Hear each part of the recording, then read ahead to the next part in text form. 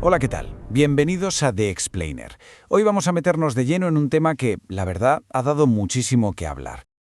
Acerca de esa supuesta conexión entre las vacunas de la COVID-19 y una bajada en las tasas de natalidad. Vamos a desgranar los estudios que defienden esta idea, a ver de dónde sacan los datos, qué dicen las agencias de salud oficiales y, sobre todo, por qué se ha montado tanto revuelo. ¿Listos? Pues vamos allá. La pregunta que lo arranca todo es esta, así, directa. ¿Hay de verdad una conexión demostrada entre vacunarse y el número de nacimientos? Para intentar responder vamos a ir paso a paso, viendo los argumentos y los datos de un estudio que ha liado bastante revuelo y, claro, lo pondremos frente al espejo de lo que dice la ciencia en general. Vale, pues vamos al lío, al origen de todo esto. Gran parte de la polémica que vemos hoy en día nace de un estudio a una escala muy grande que se hizo en la República Checa. Este informe es la pieza clave que vamos a analizar porque sus conclusiones han resonado un montón y nos sirven para entender de dónde sale todo este debate. Y para que os hagáis una idea de la magnitud del estudio, quedaos con esta cifra, 1,3 millones. Sí, el estudio checo analizó los datos de 1.300.000 mujeres de entre 18 y 39 años. Estamos hablando de una muestra de población gigantesca, lo que, según los propios autores, le da a sus resultados un peso estadístico muy importante. Y aquí tenemos la joya de la corona del estudio, su hallazgo principal. Lo que hicieron fue comparar dos grupos, y según sus números, las mujeres que no se vacunaron mantuvieron una tasa de lo que ellos llaman partos exitosos más alta. Mientras tanto, en el grupo de las mujeres vacunadas, pues se vio un claro declive en esa misma tasa durante 2022 y 2023. Ojo, que es importante entender qué significa para ellos parto exitoso. Se refieren simplemente a nacidos vivos, sin meterse en más detalles del embarazo. De hecho, los propios investigadores lo resumen con esta frase, que os cito tal cual. Claramente muestra que las mujeres no vacunadas tienen más partos exitosos que las mujeres vacunadas. Vamos, una afirmación rotunda, directa al mentón. Es el corazón de toda su argumentación. Bien, sigamos. ¿Cómo encajan este hallazgo en un panorama más global?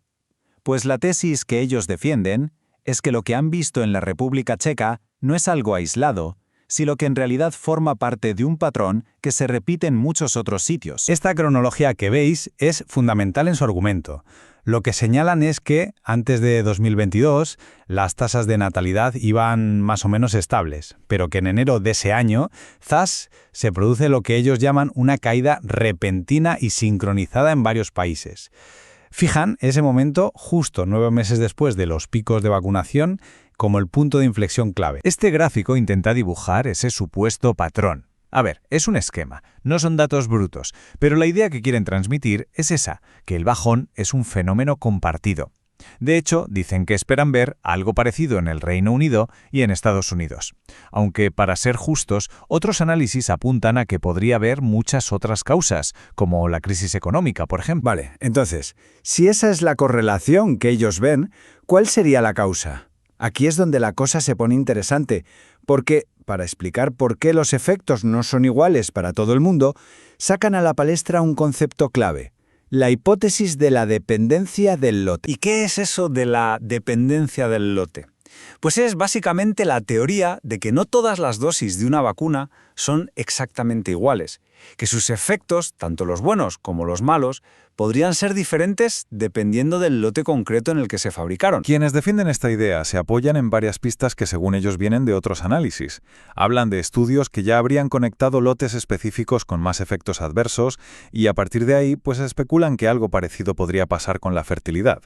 Ahora es fundamental decir que las agencias reguladoras, como la Agencia Europea de Medicamentos, llevan un control de lotes súper estricto y no han respaldado públicamente esta idea. Con todo esto sobre la mesa, las fuentes que estamos viendo no se quedan solo en el análisis, van un paso más allá y hacen una llamada a la acción muy clara, dirigida directamente a los médicos y a las autoridades sanitarias. Y estas son sus recomendaciones punto por punto. Primero, que los ginecólogos pregunten por el lote de la vacuna a las pacientes con problemas de fertilidad. Segundo, que se empiece a investigar de verdad si hay una conexión. Y tercero, una crítica directa a lo que ellos ven como una falta de reconocimiento oficial del problema. Esta frase resume muy bien la frustración que expresan los autores de la fuente. Dicen, literalmente, ni siquiera han reconocido el problema de la vacuna COVID y la fertilidad. Su dardo va contra organismos como el Colegio Real de Obstetras y Ginecólogos del Reino Unido. Por su parte, estos organismos defienden sus recomendaciones basándose en sus propios estudios a gran escala, que dicen no haber encontrado esa relación causa-efecto. Para darle más fuerza a su argumento, la fuente también saca a relucir un informe de seguimiento de Pfizer. Destacan que, en un grupo muy pequeño de embarazadas de ese informe, menos de 300 casos, se vio una tasa de malformaciones congénitas más alta de lo normal. Pero aquí hay que dar todo el contexto, ¿eh? Ni Pfizer ni los reguladores le dieron a ese dato significancia estadística, ni lo vieron como una señal de alarma, precisamente porque la muestra era muy, muy pequeña. Entonces, ¿qué hacemos con todo esto? ¿Hacia dónde vamos? Pues el debate concluye mirando hacia adelante, poniendo sobre la mesa las preguntas que según cada una de las partes habría que responder. Por un lado, las fuentes que hemos analizado lo tienen claro. Quieren extender su análisis a más países y tirar del hilo de la hipótesis de los lotes. Pero, por otro lado, la gran mayoría de la comunidad científica cree que es prioritario seguir investigando otros factores que ya tienen más evidencia detrás, como el impacto de la crisis económica o los efectos a largo plazo de la propia infección por COVID en la salud reproductiva. Y con esto llegamos al final. Hemos visto los datos y las hipótesis de estudios que apuntan a un posible vínculo entre vacunas y natalidad. Pero estas afirmaciones chocan frontalmente con lo que dicen las grandes agencias de salud mundiales, que con sus propios estudios no han encontrado esa conexión. Así que la pregunta final que nos queda es un poco más amplia. ¿Cómo manejamos esta discrepancia entre unos estudios y el consenso científico general para asegurarnos de que la investigación futura responda a las preocupaciones de la gente de forma clara y rigurosa? Gracias por habernos acompañado en The Explainer. Creado, editado por EJ Asu y apoyado en la creación por inteligencia artificial. ONER Ediciones, NR3.